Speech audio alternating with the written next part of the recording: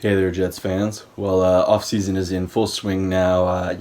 Post Super Bowl, we're into kind of the decision-making portion of the off-season here, as the Jets demonstrated this week, cutting center Spencer Long. And from this point forward, as we move toward free agency, the Jets are going to have some more of these decisions coming up.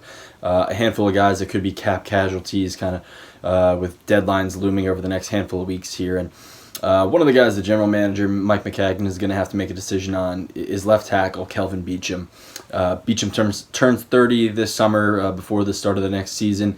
He's been on the decline for a while now. He carries a $9.5 million cap hit this coming year.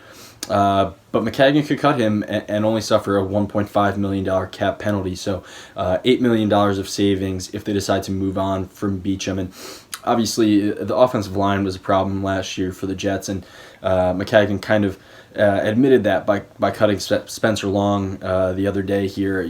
That's an admission that things weren't good enough up front, that they have to get better. And odds are that the Jets are going to let left guard James Carpenter walk in free agency as well. So obviously, Maccagnan and the Jets have to be cognizant of the fact that every hole they create here by releasing someone, they then have to fill it. They're adding some work and some boxes that they have to check on the to-do list over the rest of this offseason. But, if the Jets get rid of Long, they've already done that. If they let left guards James Carpenter walk, and if they decide to cut Beachum and then use that money to help upgrade the offensive line, those are three spots, the entire left side of the offensive line, that the Jets could very well upgrade and do so in a hurry next season, if they make the right moves this offseason. So a big thing to watch there, a big looming decision for Mike Maccagnan, and frankly one that would probably make sense for him to make. I mean, $8 million is a substantial amount of cap savings.